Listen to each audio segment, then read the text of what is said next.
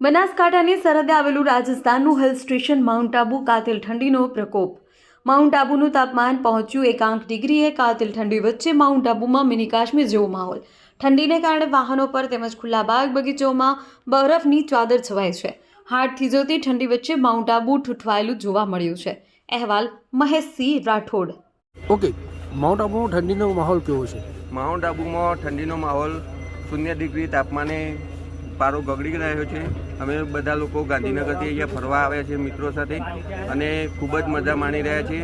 અત્યારે અમે પોલો ગ્રાઉન્ડ તેમજ અત્યારે આપને દેખાઈ રહ્યું છે તે પ્રમાણે નક્કી લઈને આવ્યા છીએ. અહીંયા પણ બરફ ખૂબ જ સારા એવા પ્રમાણમાં જામી ગયેલ છે. અમારી ગાડી જે છે એના ઉપર પણ બરફ જામી ગયેલ હતો, જે ગાડી સવારમાં ચાલુ પણ થઈ રહી નથી.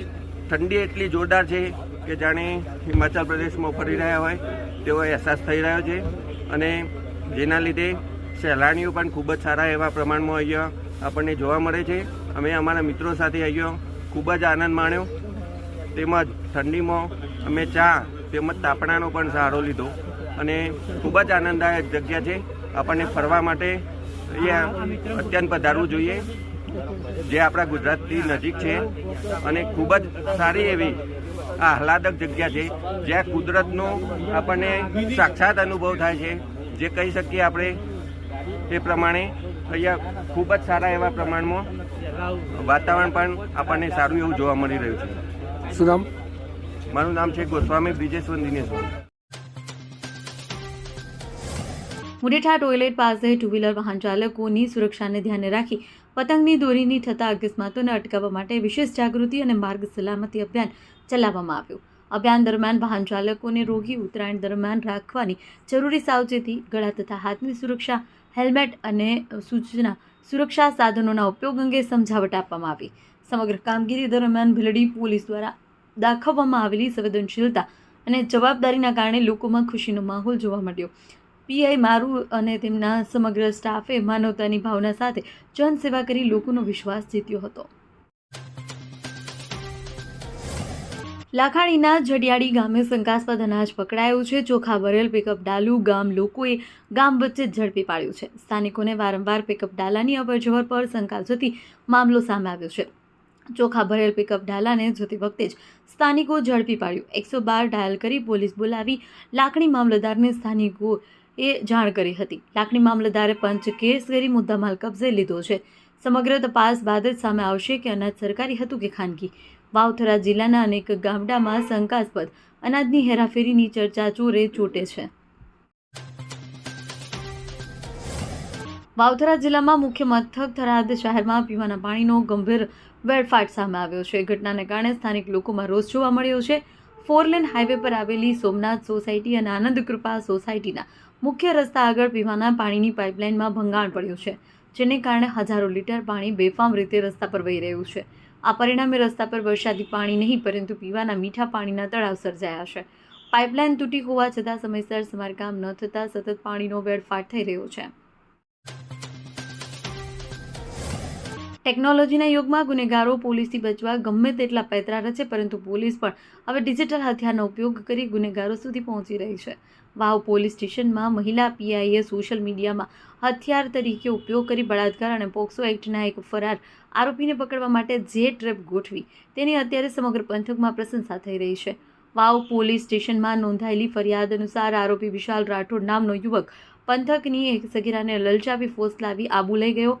જોકે શરૂઆતમાં સામાજિક રીતે સમજાવટથી આ મામલે સમાધાન થયું, પરંતુ આરોપી પોતાની આદતથી મજબૂર હતો અને તેણે આબુમાં સગીરા સાથે ટેકનોલોજીના યુગમાં ગુનેગારો પોલીસથી બચવા ગમે તેટલા પેતરા રચે, પરંતુ પોલીસ પણ હવે ડિજિટલ હથિયારનો ઉપયોગ કરી ગુનેગારો સુધી પહોંચી રહી છે. વાવ પોલીસ સ્ટેશનમાં મહિલા પીઆઈએ સોશિયલ મીડિયામાં હથિયાર તરીકે ઉપયોગ કરી બળાત્કાર અને પોક્સો એક્ટના એક ફરાર આરોપીને પકડવા માટે જે ટ્રેપ ગોઠવી તેની અત્યારે સમગ્ર પંથકમાં પ્રશંસા થઈ રહી છે.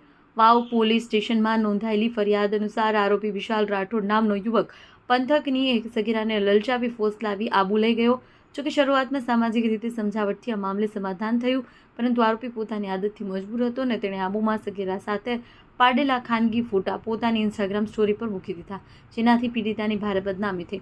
આ બાબતે પીડિતાના મામાએ વાવ પોલીસમાં ફરિયાદ નોંધાવતા પોલીસ હરકતમાં આવી. બનાસકાંઠા એલસીબીએ પાલનપુર તાલુકા વિસ્તારમાંથી એક ઇનોવા કારમાં ગુપ્તખાનામાંથી ભારતીય બનાવટનો વિદેશી દારૂ ઝડપી પાડ્યો છે.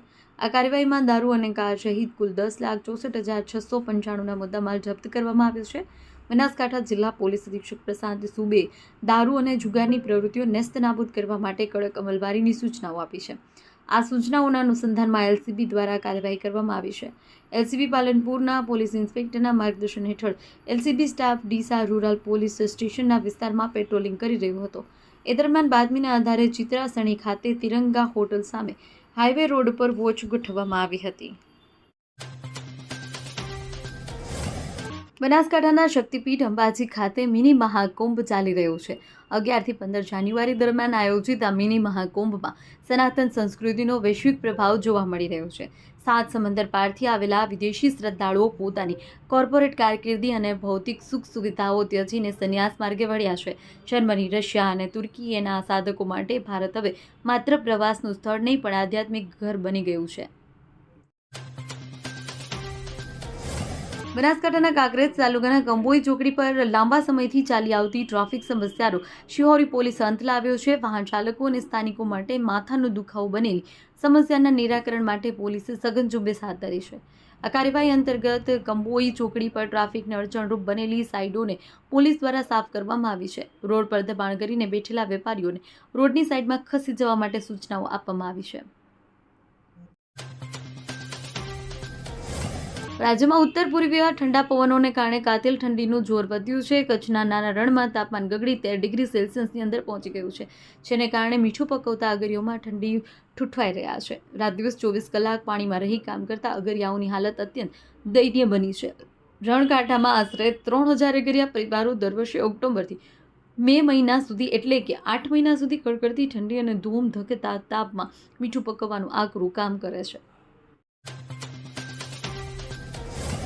બનાસકાંઠા જિલ્લાના ઉગડ તાલુકાના ઉણ ગામે પ્રાથમિક શાળાના હોલમાં કાંકરેજ જાગીરદાર રાજપૂત કેળવણી મહામંડળ બનાસકાંઠા દ્વારા 12મો તેજસ્વી તારલાઓનો સન્માન સમારોહ યોજાયો હતો. આ કાર્યક્રમ કાંકરેજ તાલુકાના પૂર્વ ધારાસભ્ય, ગુજરાત સરકારના પૂર્વ શિક્ષણ મંત્રી અને વર્તમાન બનાસકાંઠા જિલ્લા ભાજપ પ્રમુખ કીર્તિસિંહ વાઘેલાની અધ્યક્ષતામાં યોજાયો હતો.